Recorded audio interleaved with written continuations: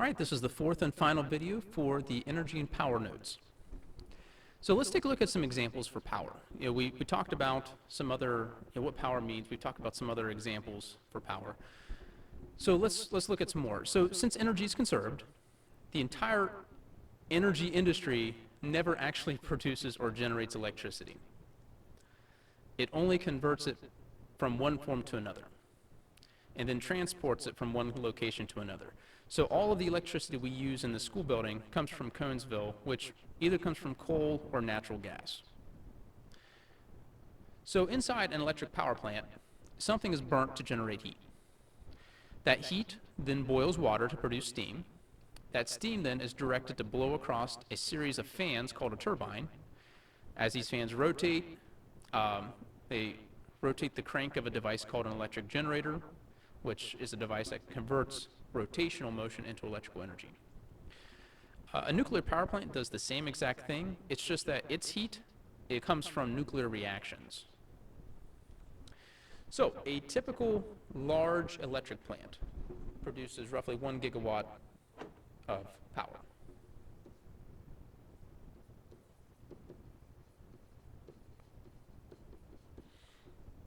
So remember, that's 1 billion watts. This will be enough for roughly 1 million homes.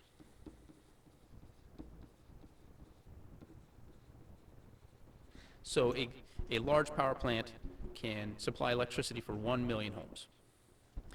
A smaller electric plant, there's one up in Dover, they can usually produce anywhere from 40 to 100 megawatts.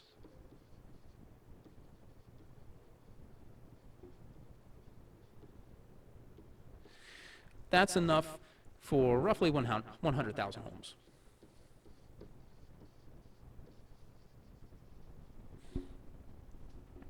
Now, the electric power plants are not 100% efficient.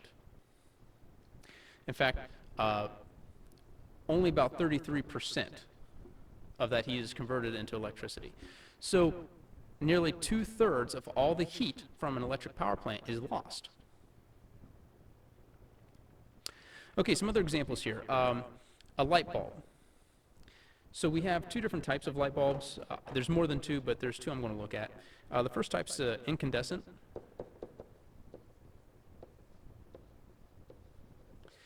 I don't know if they really make these anymore, but what they do is they use a thin wire of tungsten.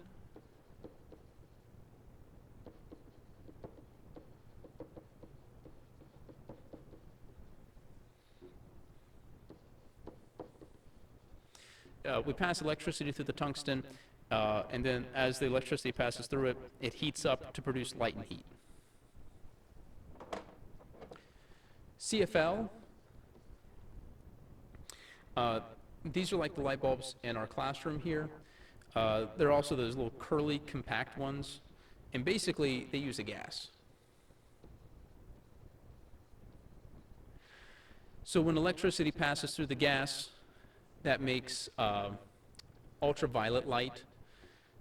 On the inside of those tubes, you'll see a white coating, like a powder, and that powder converts the UV into visible light. So it's a two-step process.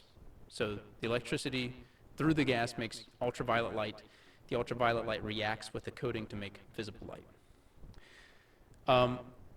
Another one, a new one, is LED. This is a light-emitting diode.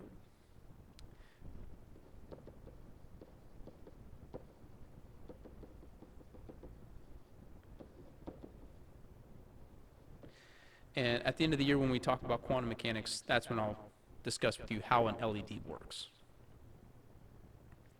All right, sunlight and solar power. We have solar panels, but it's important to remember that there's cheap and expensive solar panels. Cheap solar panels only convert about 15% of the solar light into electricity.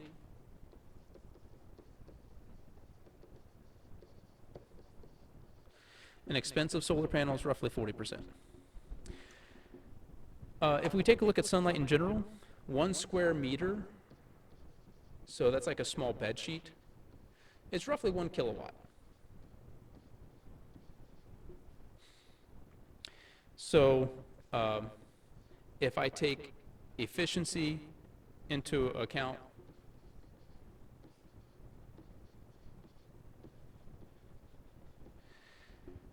using cheap to expensive solar panels, I can get roughly 150 to 400 watts.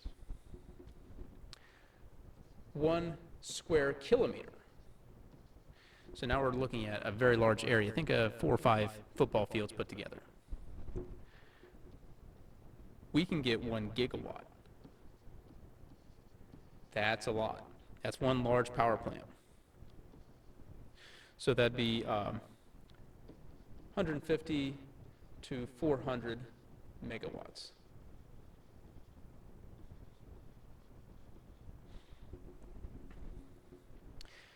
If I were to take a look at something solar powered, like a car or an airplane, and really anything that I can think of that I want to move.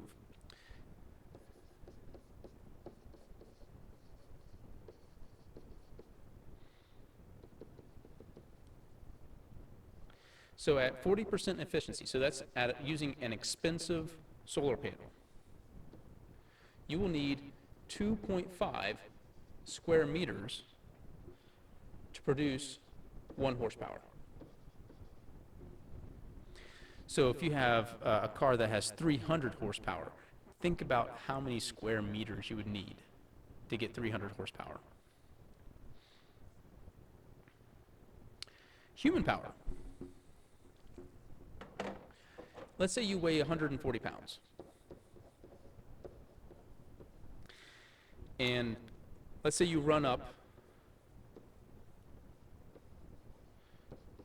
a 12-foot tall flight of stairs.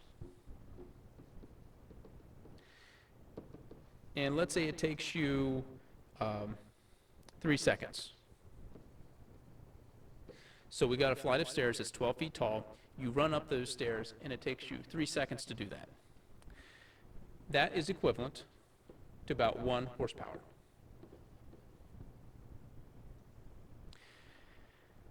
Now, the typical person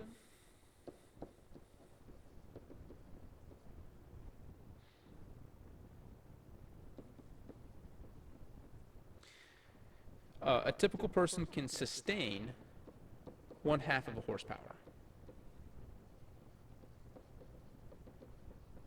And really, that's not for very long. When I say sustain, I'm talking for a few minutes until you're on the ground gasping for breath. If we have a world-class cyclist, somebody who trains every single day, they can generate 1.5 horsepower for about 20 minutes. And then they're done. So horsepower, really, it's a lot. And really, you have to think about how long you can sustain it. Finally, we come to wind power. And this uses turbines.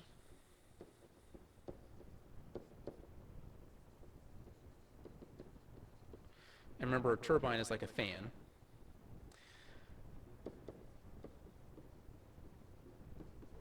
And this converts the kinetic energy in the wind to electrical energy. This works the same exact way as a coal or a natural gas power plant or even a nuclear power plant. It's just that instead of steam, it's using the natural wind. This comes from the sun, because the sun, if I take a look at the Earth and the sun,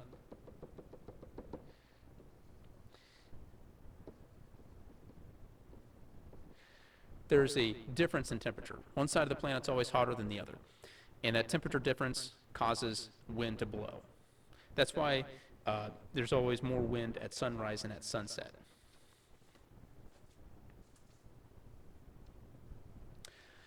Okay, to kind of finish things up here, I want to talk about kinetic energy. This is something I want you to be able to calculate.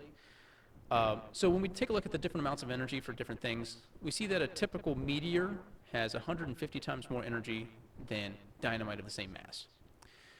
However, unlike chemical energy, which has to be measured, we can't calculate it. There's a simple way of calculating kinetic energy. And you probably have seen this formula before. Kinetic energy is 1/2 times mass times velocity squared. Now this mass must be measured in kilograms, and this velocity must be measured in meters per second. But it's a very simple formula. So when we take a little closer look at this equation, we see that kinetic energy is proportional to mass. So a larger object moving at the same speed as a smaller object will have more kinetic energy. So if I have a semi and a small car traveling at the same speed, the semi has more energy, especially if the semi crashes into something. It's also proportional to the square of the speed. So let's say I have two cars of the same mass. One is traveling at 60 meters per second, the other one's traveling at 30. One car is going twice as fast as the other car. Well, 2 squared is 4. So the car traveling at 60 has 4 times more energy than the car traveling at 30. If you travel 3 times faster, you have 9 times more energy. So this is one of the things that happened to the dinosaurs. We had an asteroid hit the Earth. Now this asteroid had a diameter of 10 kilometers. So a very, very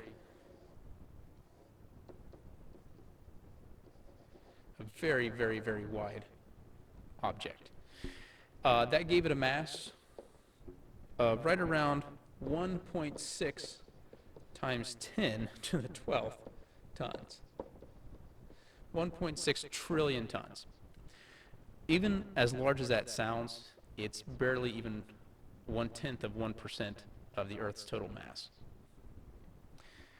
So when it hit the Earth, it released roughly 2.6 times 10 to the 8th megatons. Remember, mega means million. Of TNT. That's right around 10 to the 8th nuclear bombs.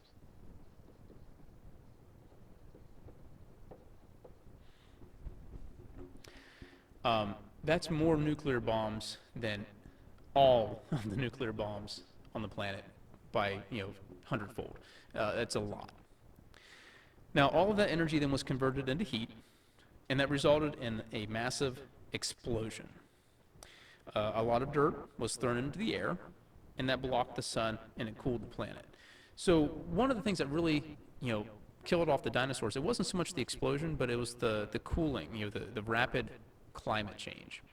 And there are several theories out there for that as well. Some say that the dinosaurs were already going extinct, and this asteroid was just the final nail in the coffin.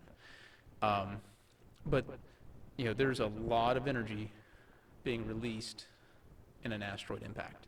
A lot. This concludes our notes for this unit, and we'll pick it up with our next unit later.